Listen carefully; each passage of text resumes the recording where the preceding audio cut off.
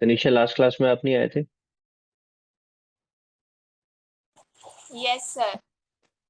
तो आपका कोई मैसेज नहीं आया, मैंने मैसेज डाला उस पर भी कोई रिप्लाई नहीं। हाँ जी सर, वो मैं भूल गई थी देना। तो जब मैंने मैसेज डाला बेटा उसका तो रिप्लाई करो कम से कम। कोई रिप्लाई नहीं है उसके बाद भी, ऐसा थोड़ी ना होता है।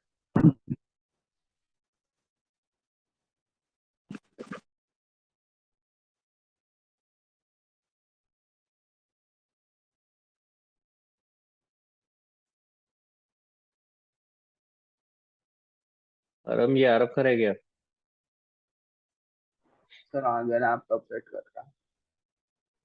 क्या हुआ? सर बस कर रहा है। तो उसने कहा चल एक जना कर ले, तू जल्दी से कर ले, सर को बोल दिया मैं आ रहा हूँ। है ना, है ना? हाँ जी। ओके गाइस, तो जब तक बाकी लोग ज्वाइन करते हैं हम लोग शुरू करते हैं। ठीक है। लास्ट क्लास में मैंने आपको बैलेंस शीट पूरी करा दी थी और पी एंड एल के वीडियोस दिए थे। आप में से कौन कौन ऐसा है जिसने वीडियोस नहीं देखे हैं?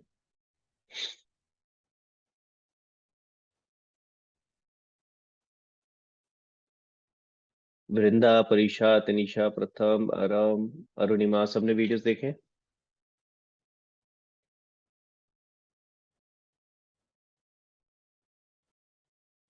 ओके, तनीषा आपने देखे हुए videos P and yes L के? सर। ओके, कोई डाउट इसमें अभी तक? No sir. हाँ जी, बाकी लोगों को कोई डाउट? क्लियर है तो मुझे थम्स अप करके बताओ, अगर कोई डाउट है तो प्लीज रेज योर हैंड।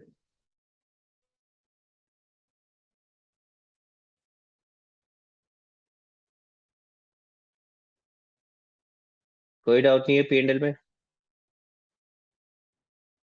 अरब, परीक्षा, अरब।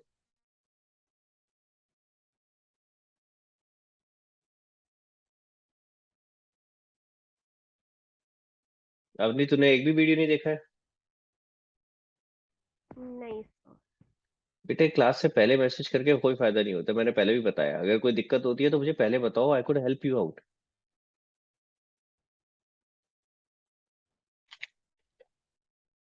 मेरी बात समझ ली मैं क्या कह रहा हूँ? Yes sir. एक आधा कुछ थोड़ा बहुत तो देख लेती, वीडियो देखना तो पिक्चर देखने की तरह है। सर मेरी तबीयत खराब कहानी है तो थी। सुना रहा होता हूँ मैं, है? क्या हो गया तेरे को? तबीयत खराब थी। तो सर में दर्द था, गला खराब था, फीवर था बहुत। सारा कुछ एक साथ ही आ गया जैसा है? तो सर इस हो सारा कुछ एक जाता साथ आ जाएगा तो फिर अगली बार क्या बोलेगी? है। नहीं सर, सच्ची में था। चलो कोई बात नहीं, ध्यान रखो और थोड़ा सा इसको कवर अप करो फिर अब, ठीक है? ठीक है। हाँ जी गाइस, चलो तो फिर हम लोग शुरू करते हैं, आगे बढ़ते हैं। तो मैं ज़्यादा टाइम नहीं ले रहा फिर अब इन चीज़ों के ऊपर डिस्कस करने के लिए। I would like to move on to the doubts, पर हाँ उससे पहले मैं एक बार जल्दी जल्दी जो इंपॉर्टेंट चीज़ें हैं वो आपके साथ एक बार डिस्कस कर लेता हूँ इसमें, ऑल तो आपने देखी होंगी वीडियोज में, but still let's just discuss quickly. हाँ, तो मैं स्क्रीन शेयर कर रहा हूँ आपके साथ।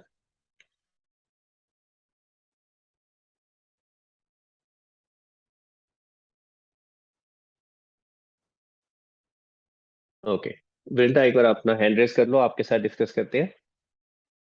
ठीक है। हाँ जी, देखो भाई, जैसे हमने बैलेंस शीट में डिस्कस किया था, बैलेंस शीट में पहले और अब में फर्क क्या है? पहले बैलेंस शीट हॉरिजॉन्टल होती थी, अब क्या हो गई? वर्टिकल। ठीक है, तीन फर्क थे। दूसरा क्या था? बैलेंस शीट में एक नया वर्ड ऐड हो गया है। पहले सिर्फ लाइबिलिटीज और एसेट्स होता था, अब क्या हो गया है? Equity and liabilities. ठीक है, और तीसरा होता था फिक्स्ड हेडिंग, सब हेडिंग। सेम चीज इसी तरीके से प्रॉफिट एंड लॉस में भी है। ठीक है, पहले प्रॉफिट एंड लॉस हॉरिजॉन्टल होता था, अभी प्रॉफिट एंड लॉस वर्टिकल हो गया है। ठीक है, आपके सामने स्क्रीन पे दिख रहा है वृंदा? क्लियर है, समझ में आ रहा है? पहले दो साइड्स होती थी, एक साइड हम जिसको बुलाते थे एक्सपेंस, डेबिट साइड होती थी एक्सपेंस साइड, और क्रेडिट साइड होती थी इनकम या रेवेन्यू साइड। ठीक है, तो जो भी रेवेन्यू होता था वो हम सारा का सारा क्रेडिट साइड पे रिकॉर्ड करते थे। अभी क्या हो गया है? वो ऊपर नीचे हो गया है, रेवेन्यू ऊपर एक्सपेंस नीचे। क्लियर हो रहा है मेरी बात? ठीक है, तो पहले लेफ्ट और राइट हैंड साइड में होता था, हॉरिजॉन्टल होता था, अभी क्या हो गया है? वर्टिकली हो गया है। तो रेवेन्यू ऊपर एक्सपेंस नीचे, तो रेवेन्यू में से एक्सपेंस माइनस करेंगे तो क्या आ जाएगा? प्रॉफिट। क्लियर हो रहा है? ठीक है, मैंने पूरा डिटेल में सारा नहीं लिखा है, सिर्फ एक आइडिया देने के लिए अभी आपको यहाँ पे बनाया है। तो जितना भी रेवेन्यू है पहले हम उनको ऐड करते हैं, फिर सारे एक्सपेंसेस को ऐड करते हैं, फिर रेवेन्यू में से एक्सपेंस माइनस करते हैं तो प्रॉफिट आ जाता है। ठीक है।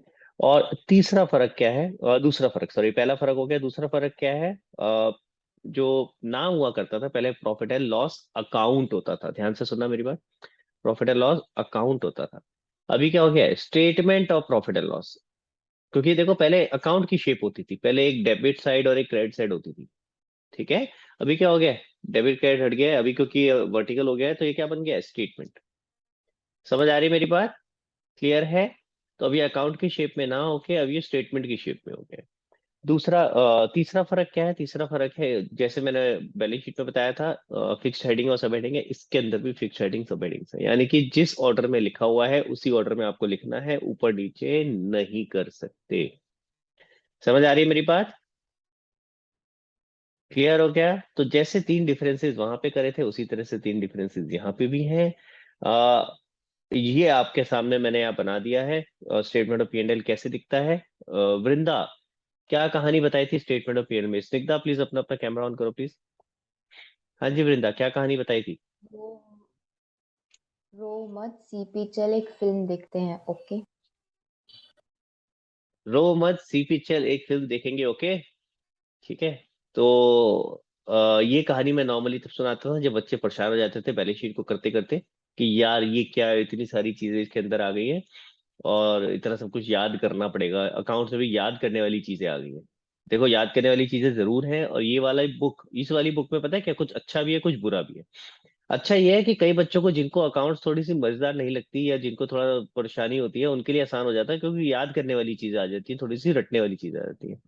खराब ही हो जाता है मेरे जैसे लोगों को जिनको रटने की आदत नहीं है या जिनको अच्छा नहीं लगता, तो वो बड़ा गंदा लगता है, भाई क्या है यार, इसमें भी रटना पड़ेगा।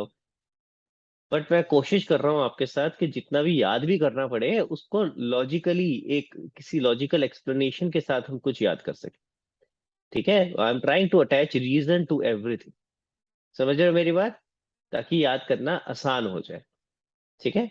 आगे बढ़ने से पहले एक स्निग्धा से समझ लेते हैं क्या कह रही है स्निग्धा। हाँ बताओ बेटा। सर मैंने आपको अभी मैसेज करा था। अच्छा देख लिया मैंने, देख लिया, ठीक है कोई बात नहीं बेटा, अभी अभी देखा। हाँ जी वृंदा। तो वापस आते हैं, तो क्या था, रो मत सीपी, चल एक फिल्म देखेंगे, ओके। तो इससे क्या न्यूमोनिक्स बनते हैं, आपको यहाँ पे हाईलाइट कर देता हूँ। रो का हो गया आर और ओ। ठीक है। उसके बाद स्पेस है, अगर आप यहाँ देखोगे दो लाइनों का स्पेस होगा जिसमें टोटल रेवेन्यू और एक्सपेंस आएगा। ठीक है। क्लियर हो गया? रो मत के बाद क्या है, सीपी चल, सीपी चल एक फिल्म देखेंगे, ओके। ठीक है, तो ये आपका सारा का सारा न्यूमोनिक्स बन गया इस तरीके से। क्लियर है बेटा? तो ये बनाने के बाद जैसे सेम चीज जैसे आपने बैलेंस शीट में किया था, पहले कहानी याद होनी चाहिए, कहानी याद होने के बाद फिर आपको ये न्यूमोनिक्स लिखना आना चाहिए कि कितना कैसे कैसे लिखना है। तो यहाँ तो ज्यादा डिफिकल्ट नहीं है, यहाँ तो क्या है, ऊपर बस बीच में रो, रो और मत के बीच में सिर्फ दो लाइनों का स्पेस है, ये ध्यान रखना है। बाकी और कोई प्रॉब्लम नहीं है इसके अंदर। ठीक है। ये सब लिखने के बाद फिर जब आप ये सारा लिख देते हो उसके बाद आ जाता है टोटल एक्सपेंसेस। फिर ऑब्वियसली जैसे मैंने बताया था, टोटल रेवेन्यू में से एक्सपेंस माइनस करेंगे तो क्या आ जाएगा, प्रॉफिट। अब ये ध्यान रखना है यहाँ पहले अभी जो प्रॉफिट आया दिस इज बिफोर टैक्स, अभी तक उसमें से टैक्स माइनस नहीं हुआ था, तो फिर टैक्स माइनस करेंगे and then it would be net profit after tax. Are you with me? Vrinda समझ आया? यहाँ तक क्लियर हुआ? ठीक यस है। ओके अब एक कुछ इंपॉर्टेंट चीज मैं आपको बताने वाला हूँ, this is the most important thing to understand profit and loss. ठीक है, statement of profit and loss. देखो भाई, न्यूमोनिक्स को एक बार अगर हम कंप्लीट कर लेते हैं तो आपके सामने दिख रहा है revenue for operation, other income, cost of raw material, purchase of stock in trade, change in inventory, so and so fourth. ठीक है, जितने भी एक्सपेंसेस है वो सारे आपने लिख लिए। अब प्रॉब्लम क्या है? प्रॉब्लम ये आती है जब statement of P and L देखते हैं, अब ये तो बिल्कुल भी पी एंड एल की तरह नहीं लग रहा। जैसे आप बैलेंस शीट को देख रहे थे तो उसमें हेडिंग सब हेडिंग्स थी, तो वो बिल्कुल भी हमारा पुराने वाली बैलेंस शीट की तरह नहीं लग रही थी, तो समझ ही नहीं आ रहा था। तो मैंने आपको क्या बताया था कि उसमें अपने को समझना है कि किस हेडिंग सब हेडिंग में क्या आइटम आती है, अगर वो आइटम समझ में आ जाएगी तो फिर आपको पुराने वाले से मैच हो जाएगा। ठीक है, तो सेम चीज हम कोशिश करेंगे यहाँ पे statement of P and L को मैच करने की पुराने वाले पी एंड एल के साथ, कि पहले जो पी एंड एल बनता था उसमें कौन सी आइटम कहाँ जाती थी और उसमें से वो वाली आइटम अब यहाँ पे कहाँ आएगी। अगर ये समझ में आ जाएगा then this is also easy for you. Clear हो गया? ठीक है, तो हम पुराने वाले पी एंड एल के साथ कंपेयर करने की कोशिश करेंगे उसको। अब अगर आप पुराने वाला पी एंड एल देखोगे तो ये ऐसा दिखता था, and I am not talking only about P and L, it's complete trading profit and loss account, क्योंकि ट्रेडिंग अकाउंट में भी चीजें आती थी। क्लियर हो रहा है? समझ आ रही है बात सबको? देखो पुराना trading profit and loss account ऐसे ही दिखता था, 1 2 3 4 5 6 7 8 को एक बार हटा दो, इसको इग्नोर मारो। ठीक है, जो लिखा हुआ है बाकी दिखता ऐसे ही था, opening stock, purchases, direct expense, और क्रेडिट साइड पे आता था सेल्स, क्लोजिंग स्टॉक, फिर डिफरेंस आता था ग्रॉस प्रॉफिट। ग्रॉस प्रॉफिट को ट्रांसफर करते थे आप क्रेडिट साइड पे प्रॉफिट एंड लॉस की, फिर इनडायरेक्ट इनकम आ जाती थी, और डेबिट साइड पे इनडायरेक्ट एक्सपेंसेस, फिर नेट आपका नेट प्रॉफिट आ जाता था। Are you with me? ऐसे ही होता था वृंदा, क्लियर है यहाँ तक? कोई डाउट? तो नो एक सर। तरह से हम एक मेजर चीज देखें तो हम एक्सपेंसेस को दो पार्ट्स में डिवाइड करते थे, direct expenses and indirect expenses, है कि नहीं? तो जो डायरेक्ट वाले पोर्शन होता था वो सारा का सारा ट्रेडिंग में आता था, इनडायरेक्ट वाला सारा का सारा पी एंड एल में आता था। अब फर्क क्या है? अब फर्क ये है कि अब जो statement of P and L हम देख रहे हैं उसके अंदर डायरेक्ट और इनडायरेक्ट का कोई बाइफर्केशन नहीं है। क्या आपको यहाँ कहीं डायरेक्ट इनडायरेक्ट दिख रहा है लिखा हुआ? सिर्फ एक्सपेंस लिखा है। एक्सपेंस में डायरेक्ट इनडायरेक्ट है फर्दर? नहीं है। और जो एक्सपेंस का बाइफर्केशन है वो थोड़ा अलग तरीके से है, cost of raw material, purchase of stock in trade, change in inventory. ठीक है, तो यानी यहाँ पे बाइफर्केशन थोड़ा डिफरेंट तरीके से। क्लियर हो रहा है गाइस सबको? तो पहली चीज याद रखनी है कि यहाँ पे डायरेक्ट इनडायरेक्ट का बाइफर्केशन नहीं है। तो इसका मतलब जो एक्सपेंसेस आपके ट्रेडिंग और पीएनएल में आ रहे थे उनको एक तरह से समझ लो कंबाइन कर लिया हमने, और फिर दूसरे तरीके से बाइफर्केशन किया, डायरेक्ट इनडायरेक्ट की तरह से नहीं किया। एक्सपेंसेस तो वही रहने वाले हैं, एक्सपेंसेस को वो नहीं है, कोई नए एक्सपेंसेस नहीं आ जाएंगे, या एक्सपेंसेस को कम नहीं हो जाएंगे, एक्सपेंसेस वही सारे हैं। बस है क्या, क्या उनका बाइफर्केशन या जो प्रेजेंटेशन है वो डिफरेंट तरीके से होगा। क्लियर हो गया गाइस? यहाँ तक क्लियर है? चल सकता हूँ आगे? ठीक है, तो अब किस तरीके से बाइफर्केशन में उसको समझते हैं। मैंने यहाँ पे अगर आप नंबरिंग देखोगे तो कुछ नंबरिंग दे रखी है, revenue from operation 1, other income 2, फिर ये जो तीन है ना, cost of raw material, purchase और स्टॉक एंड ट्रेड और चेंज इन इन्वेंट्री, इनको मैंने 3A के साथ दे दिया, 3ABC ऐसे करके, क्योंकि ये तीनों चीजें हम एक साथ पढ़ने वाले, मैं इसको सीपीसी बुलाता हूँ। सीपीसी समझ में आ रहा है? देखो सीपीसी, ठीक है, तो इन तीनों को हम एक साथ पढ़ने वाले हैं। ठीक है, तो इसको हम और इसको डिस्कस करेंगे सबसे लास्ट में, पहले बाकी चीजें समझेंगे फिर इसके सबसे लास्ट में इसके ऊपर आएंगे। क्लियर हो गया गाइस? तो बाकी सबको मैंने नंबरिंग देखो दे रखी है, 1 2 3 के बाद 4 5 6 इस तरीके से करके। तो अब ये जो 1 to 6 हम आइटम बोल रहे हैं स्टेटमेंट ऑफ पीएनएल में, ये पुराने वाले से अगर हम कंपेयर करें तो कहाँ आता था? तो रेवेन्यू फ्रॉम ऑपरेशन तो बहुत सिंपल है, रेवेन्यू फ्रॉम ऑपरेशन क्या है? Net sales. Revenue from operation क्या है? Net cell. देखो वन मैंने यहाँ पे मार्क कर रखा है आपके लिए, समझ में आ रहा है? एंड प्लीज माइंड इट, ये नेट सेल्स है, ब्रैकेट में मैंने नेट लिखा हुआ है, यानी सेल्स माइनस सेल्स रिटर्न। तो ये जो नेट फिगर आती थी वो रेवेन्यू फॉर ऑपरेशन कहलाती है। ठीक है, तो अगर आपकी कोई सेल्स में से सेल रिटर्न भी है तो पहले आप माइनस करोगे, फिर आप जो फिगर लिखोगे वो आएगा रेवेन्यू फॉर ऑपरेशन। क्लियर हो गया? इस बात को याद रखना है, रेशियोज के चैप्टर में खास करके काम आएगा। Revenue for operation is what? It's not sales, it's net sales. Clear हो गया? चलो आगे। ओके, इसके बाद अगर आप सेकंड देखोगे तो सेकंड क्या था यहाँ पे? Other income. यानी अगर मैं यहीं पे चलूँ, मैं हाईलाइट करता हूँ, चलो जरा एक बार, ये देखो ये तो हो गया हमारा रेवेन्यू ऑपरेशन। अगर आप देखोगे दूसरा क्या था? Other income. अदर इनकम क्या है? It's nothing but indirect income. तो एक तरह से जो आपकी डायरेक्ट इनकम थी उसको हमने रेवेन्यू ऑपरेशन बोल लिया, और उसके अलावा कोई और इनकम थी तो उसे अदर इनकम बोल दिया। ठीक है, रेवेन्यू ऑपरेशन का मतलब क्या है? जो आपका मेन ऑपरेशन है, जो मेन बिजनेस है, जो मेन काम है, उससे जो रेवेन्यू हो रहा है। क्लियर हो गया? इसीलिए उसको क्या कहते हैं? Revenue from operations. क्लियर है वृंदा? परीक्षा अपना कैमरा ऑन कर लो प्लीज। वृंदा क्लियर है बेटा? Yes sir. हाँ, बात करते हुए चलते हैं, ऐसे इशारे इशारों में बात नहीं करेंगे, नहीं तो मजा नहीं आएगा, बोरिंग हो जाएगी क्लास में, फिर मेरी आवाज सुनाई देगी, सारे सो जाएंगे। हाँ जी, चलो, तो पहली दो चीजें तो क्लियर हो गई, ये तो सबसे आसान थी, इसमें तो कोई प्रॉब्लम नहीं थी, रेवेन्यू ऑपरेशन और अदर इनकम। अब आते हैं एक्सपेंसेस पे, जहां असली काम शुरू होता है। तो आप अगर सीपीसी को छोड़ दो, cost of raw material, purchase of stock in trade and change in inventory, ठीक है, इसको छोड़ दो इन द सेंस कि इसमें बाइफर्केशन कैसे है मैं समझाऊंगा, बट इसमें मोटा मोटा एक चीज समझते हैं कि आता क्या क्या, इसके अंदर ये तीन चीजें कवर होती हैं: ओपनिंग स्टॉक, नेट परचेजेस और क्लोजिंग स्टॉक। हाँ, कि किस तरीके से आएगा सीपीसी के अंदर ये समझना है, पर ये तीन चीजें कवर होती है। ठीक है, समझ आ गया? तो अगर मैं ओपनिंग स्टॉक, परचेज और क्लोजिंग स्टॉक को कंबाइन करूं तो ये सीपीसी बनता है। अब सीपीसी में फर्दर बाइफरकेटेड कैसे है उसको बाद में समझेंगे। तो इसलिए सीपीसी को मैं अभी होल्ड पे डाल रहा हूँ। फिर क्या बचा इसके बाद? Employ benefit expense, finance cost, depreciation and other expense. अब अगर आप यहाँ देखो ध्यान से, मैं पहले एम्प्लॉय कॉस्ट की बात करता हूँ। अब employ benefit expense, employ benefit expense का मतलब क्या है? एम्प्लॉय से रिलेटेड जितने भी खर्चे हैं वो सारे के सारे यहाँ पे आएंगे। ठीक है। अब एम्प्लॉय से रिलेटेड खर्चों की अगर हम बात करें तो हम तो उसको अलग अलग तरीके से दिखाते थे, डायरेक्ट और इनडायरेक्ट के नाम से। तो यानी कि अगर हम पुराने वाले तरीके से समझे तो कुछ ऊपर आ रहा था डायरेक्ट में और कुछ नीचे आ रहा था इनडायरेक्ट में। फॉर एग्जाम्पल, अगर हम वेजेस बोलते थे तो वो डायरेक्ट में आती थी, अगर हम सैलरी बोलते थे तो वो इनडायरेक्ट में आती थी। समझ आ रहा है मेरी बात? ठीक है, तो पहले बाइफरकेशन डायरेक्ट इनडायरेक्ट के हिसाब से था, अब ऐसे नहीं है। अब हम उसको क्या बोल रहे हैं? Employ benefit expenses. और क्या आ सकता है वृंदा, वेजेस और सैलरीज के अलावा? Bonus, bonus, very good. Medical expenses, medical expenses अगर कंपनी बेयर कर रही है एम्प्लॉयज के, और ग्रेचुटी, लीव एनकैशमेंट, ये सब सीखा था ना हमने जब हम बैलेंस शीट कर रहे थे तब सीखा था कि एम्प्लॉयज को ये सब भी पे करते हैं। तो ग्रेचुटी, लीव एनकैशमेंट, बोनस और एम्प्लॉय से रिलेटेड अगर कोई खर्चा कर रहे हैं जैसे एम्प्लॉय बेनिफिट एक्सपेंसेस, हम उनको घुमाने ले जा रहे हैं या उनको पार्टी दे रहे हैं, ठीक है, तो वो सारे खर्चे भी आपके एम्प्लॉय बेनिफिट एक्सपेंस में आते हैं। अब वो सारी चीजें यहाँ का आ रही होंगी, वहाँ या तो डायरेक्ट एक्सपेंस में आ रही होगी या इनडायरेक्ट में आ रही होगी, डिपेंडिंग अपॉन कि वो आपका एम्प्लॉय कहाँ पर है। फैक्ट्री में है तो डायरेक्ट में आ रही होगी, अगर वो ऑफिस का एम्प्लॉय है तो वो आपके इनडायरेक्ट में आ रही होगी। क्लियर हो गया? समझ आया बेटा? मैं फिर से एक चीज रिपीट कर रहा हूँ। यहाँ अब जो हम पढ़ रहे हैं स्टेटमेंट ऑफ P&L, यहाँ पे बाइफरकेशन का फर्क है, चीजें तो वही है सारी।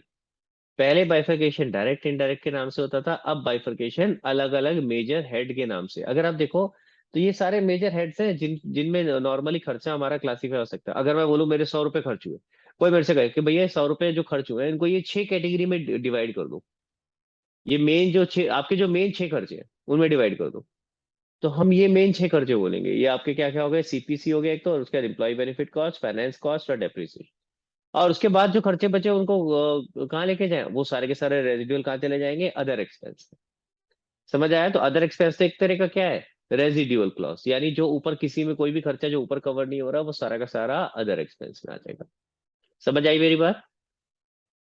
तो अगर मैं नंबर ऑफ आइटम की बात करूं तो अदर एक्सपेंस में बहुत सारी आइटम आएंगी, बट उनका अमाउंट क्वांटम कम होगा एज कम्पेयर टू जो मेजर 6 आइटम्स हमने ऊपर लिख दी। तो अगर एक तरह से समझो, इसका लॉजिक ये है कि आपको मेजर 6 खर्चे हमने ऊपर आइडेंटिफाई कर दिए कि नॉर्मली कोई भी कंपनी होती है उसके मेजर ये 6 खर्चे होते हैं, वो हमने ऊपर अलग से लिख दिए, और उसके अलावा कोई भी खर्चे बचेंगे तो वो अदर एक्सपेंसेस में आ जाए।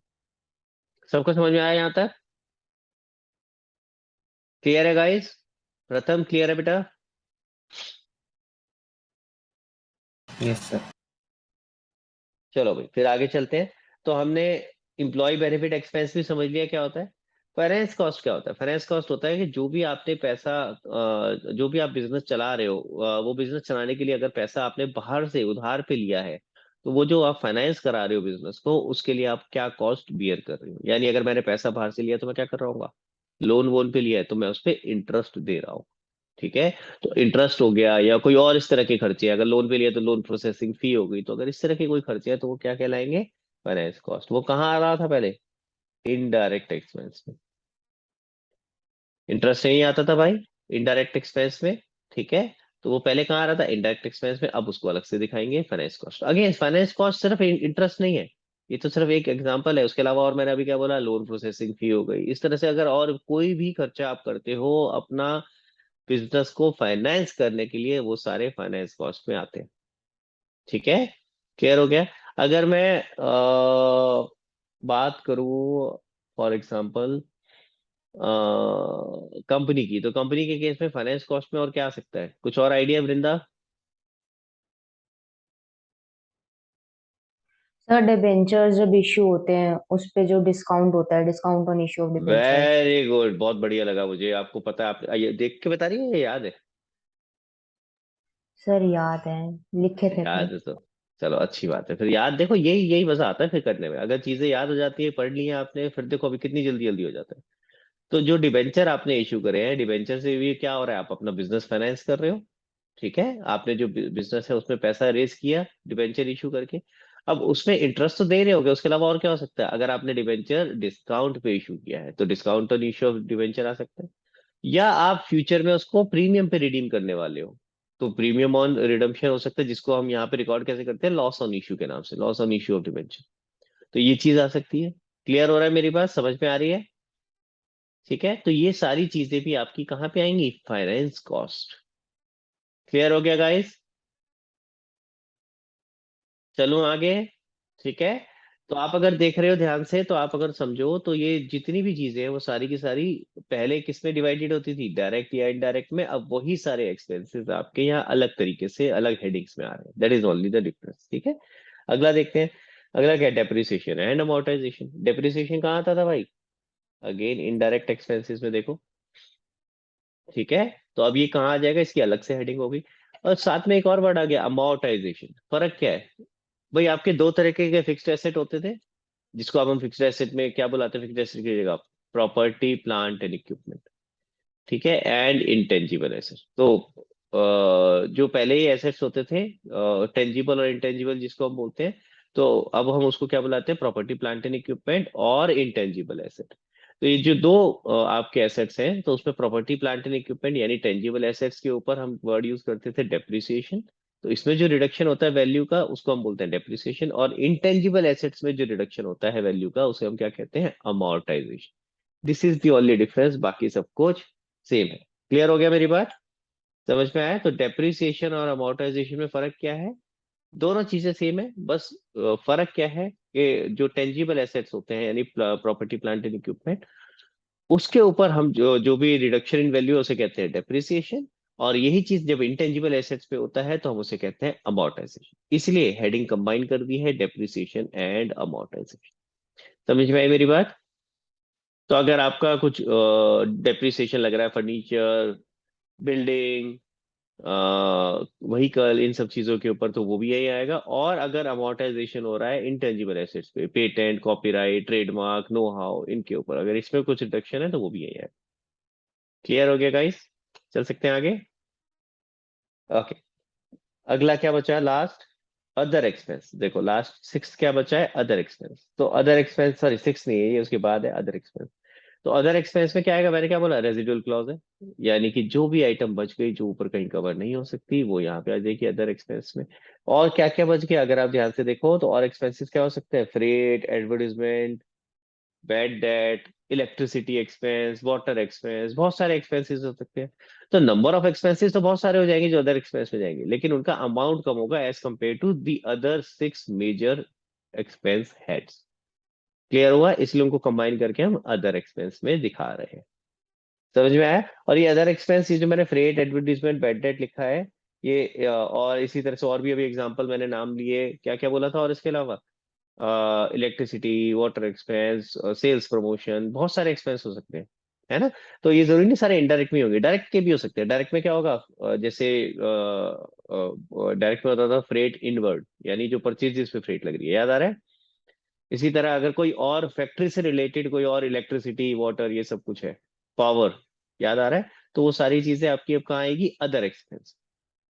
ठीक है, तो अदर एक्सपेंस में अगेन जो हम ऊपर डायरेक्ट इनडायरेक्ट लिखते थे, दोनों में से एक्सपेंस आ सकते हैं, पर दोनों में से कौन से आएंगे, जो बच गए हैं, जो ऊपर कहीं भी कवर नहीं हो रहे हैं। क्लियर हुआ? मुझे एक बार जरा थम्स अप करके बताएंगे अभी तक सबको समझ में आया कि नहीं आया।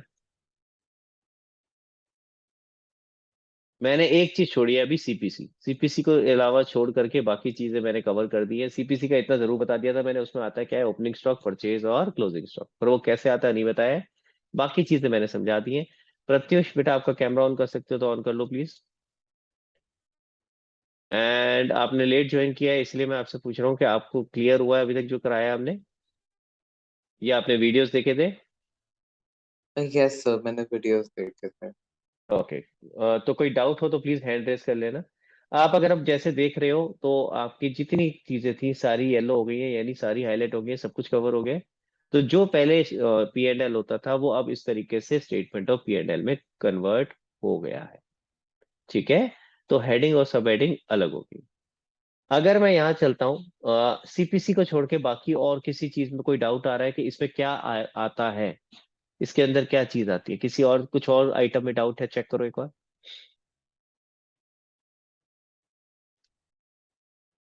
बाकी आइटम्स क्लियर हो गई है सीपीसी को छोड़ के।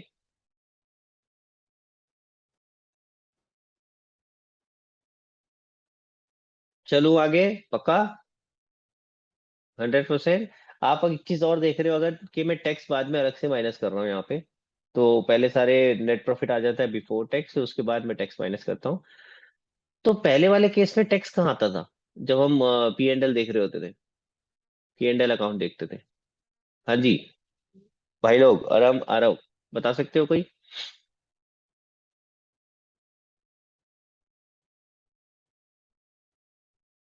कहाँ आता था पहले पी एंड एल में? टैक्स कहाँ पे होता था? Anybody else?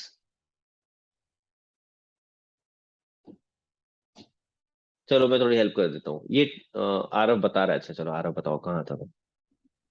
Sir indirect expenses. Indirect expenses में? Answer is wrong.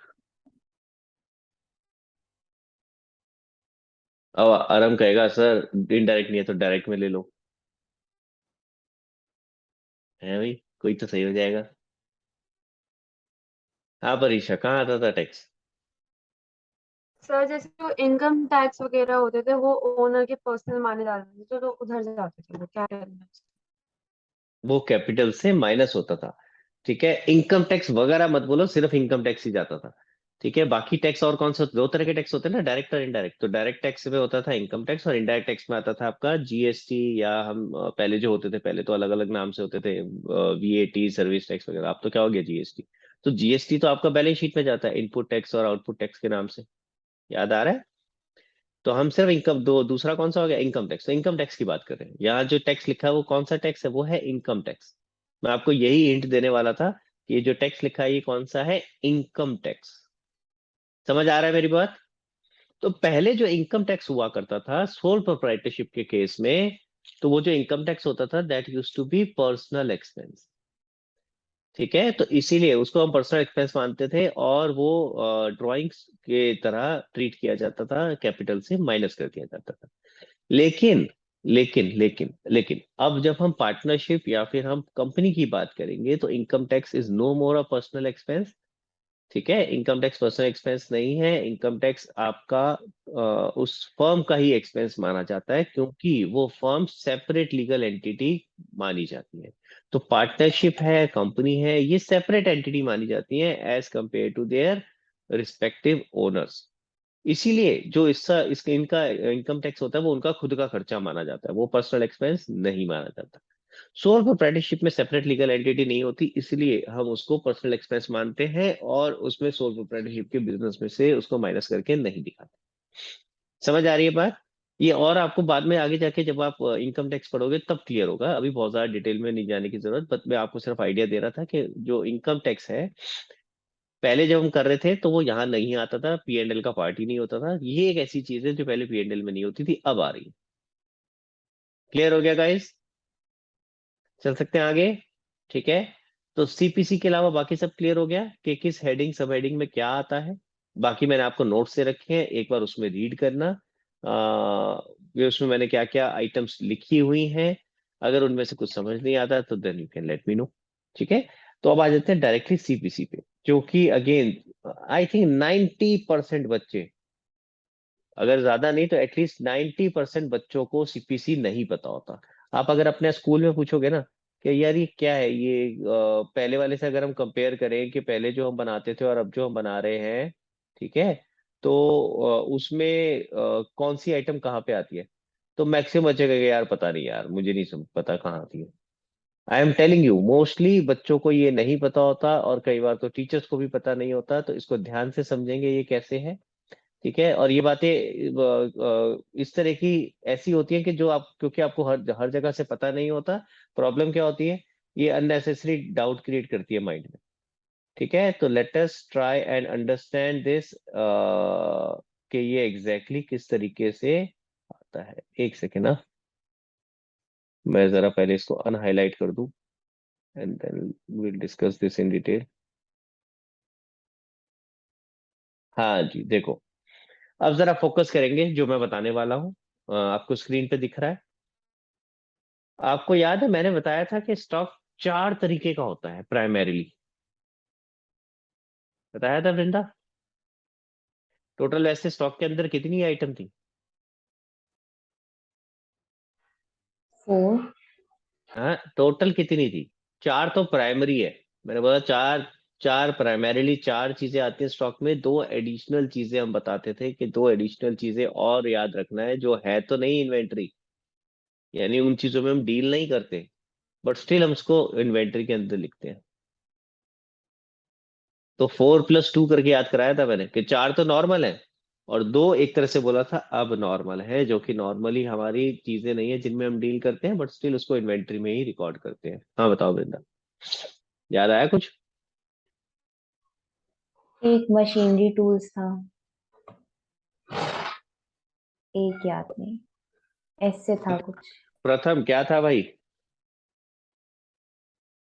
सर यही पता है, टूल्स एंड स्पेयर पार्ट्स था। हाँ, वो तो उसने बता दिया, सब मिक्स कर दोगे तो कैसे काम चलेगा? भाई दो अलग अलग चीजें थी, मशीन टूल अलग अलग थे और स्पेयर पार्ट्स अलग थे। ठीक है, मशीन टूल्स तो हो गए हथौड़ा, पेचकस, ये सारी चीजें, और स्पेयर पार्ट्स हो गए जो आपके एक्स्ट्रा हम पार्ट्स रखते थे मशीन के। ठीक है, क्लियर हो गया? तो ये दो अलग अलग चीजें थी, ये दो चीजें हम एक्स्ट्रा लेके चलते थे। चलो वापस आते हैं। तो हमने कितने तरह के नॉर्मल नॉर्मल स्टॉक कितना होता था? चार तरीके का। ये देखो, ये चारों वही लिखे हैं, raw material, work in progress, finish goods और स्टॉक इन ट्रेड। ठीक है, मैंने हालांकि आपको एक मोटा मोटा आइडिया दे दिया था उस समय भी कि ये चीजें क्या होती हैं, दोबारा डिस्कस करते हैं। जो ये तीन चीजें हैं, raw material, work in progress और फिनिश गुड्स, ये स्टॉक किसमें कौन सी कंपनी में होता है? जो मैन्युफैक्चरिंग कंसर्न हो, यानी मैन्युफैक्चरिंग मतलब जो खुद बना रही है। तो अगर मेरा खुद का, मैं जैसे फर्नीचर बेचता हूँ, तो अगर मैं बना करके बेचता हूँ, खुद बनाता हूँ फर्नीचर को, तब तो मेरी ये तीन तरह की इन्वेंट्री हो सकती है, raw material, work in progress और फिनिश गुड। लेकिन अगर मैं बना बनाया खरीद के बेचता हूँ, तो उसमें इन्वेंट्री क्या होगी? Stock in trade.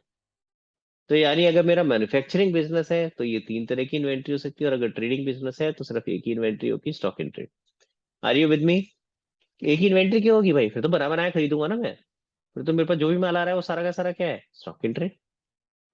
Stock in trade का मतलब ही वही है, स्टॉक इन ट्रेड, यानी ऐसा स्टॉक जो सिर्फ ट्रेड करने के लिए रखा हुआ है, जिसमें मुझे कुछ और करना ही नहीं है। खरीदा बेचा, खरीदा बेचा। समझ आ रही है मेरी बात? क्लियर हुआ? चल सकता हूँ आगे? तो इसीलिए ये चार तरीके का स्टॉक हो सकता है। अब एक एक करके बात करते हैं। अब देखो, रॉ मटेरियल के अंदर क्या क्या चीजें हो सकती हैं? हो सकता है कोई अब एग्जांपल लो वापस से मेरा वही फर्नीचर वाले बिजनेस का। तो अगर मैं फर्नीचर वाले बिजनेस की बात करूं तो क्या हो सकता है उसके अंदर? भाई मैं सबसे पहले क्या करूंगा? रॉ मटेरियल खरीदूंगा। रॉ मटेरियल में क्या आता है? लकड़ी, लोहा। अगर मैं गद्दियां लगा रहा हूँ फर्नीचर में, तो गद्दियां यानी जो गद्दियां हो गई, उसके अलावा आपका कपड़ा हो सकता है, रुई हो सकती है, गद्दियों को भी अगर मैं बना रहा हूँ, है ना? तो ये सारी चीजें उसके अंदर हो सकती हैं। तो लकड़ी, कपड़ा, रुई, लोहा, ये सारी चीजें उसके अंदर यूज हो सकती है। So all this is what? All this is raw material. ठीक है, अब सपोज करो मैं लकड़ी का एग्जांपल लेता हूँ सिर्फ। मैंने लकड़ी खरीदी लगभग, सपोज करते हैं मैंने किलो के हिसाब से अगर खरीदी, मान के चलते 50 किलो लकड़ी खरीदी। ठीक है, अब 50 किलो के पूरी हुई पूरी मेरी उस साल कब यूज हो गई होगी? हो सकता है अभी रखी हो। तो 50 किलो में से 40 किलो यूज हो गई, 10 किलो अभी भी रखी है। तो यानी मेरा साल के एंड में, जब मेरा ईयर एंड होगा, तो ईयर के एंड में मेरे पास क्लोजिंग स्टॉक बच सकता है रॉ मटेरियल का। Are you with me? अब नहीं समझ आ रहा है बेटा? यस क्लियर है? सर। तो यानी अगर मैंने कुछ रॉ मटेरियल खरीदा है, तो साल के एंड में उसका क्लोजिंग स्टॉक बच सकता है। जरूरी तो नहीं कि पूरे पूरा का पूरा रॉ मटेरियल उसी साल यूज हो गया होगा। लकड़ी, कपड़ा, ये सारी चीजें कुछ ना कुछ बच सकती हैं। तो यानी कि मैं इसको हाईलाइट कर रहा हूँ, ये चीज हो सकती है, देखो क्लोजिंग स्टॉक हो सकती है रॉ मटेरियल में। Are you with me? ठीक है। और अगर इस साल क्लोजिंग स्टॉक है तो वो अगले साल का क्या हो जाता है? Opening stock. तो यानी इसका ओपनिंग स्टॉक भी हो सकता है। ठीक है, क्लियर हो गया? तो रॉ मटेरियल में क्या क्या आ सकता है? ओपनिंग स्टॉक, क्लोजिंग स्टॉक हो सकता है, और अगर आपने ड्यूरिंग द ईयर कुछ और खरीदा है तो रॉ मटेरियल की परचेज हो सकती है। This is purchase of raw material. Are you with me? तो पहले हम आइटम समझ रहे हैं कि आइटम क्या क्या हो सकती है, फिर उसके बाद आएंगे कि ये जो प्लस माइनस क्या किया हुआ है। पहले आइटम समझते हैं। रॉ मटेरियल में तीनों चीजें हो सकती हैं, ओपनिंग स्टॉक, परचेज और क्लोजिंग